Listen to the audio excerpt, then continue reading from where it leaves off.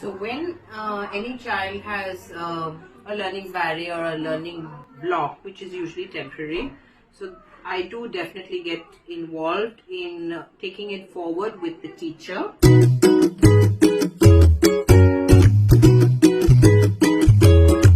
So the pattern remains the same, and again we take it forward for extensions. So it's a great communication with the teacher. So she would pen all her notes at the back of the book, where we have area of concern, we have addressed improvement.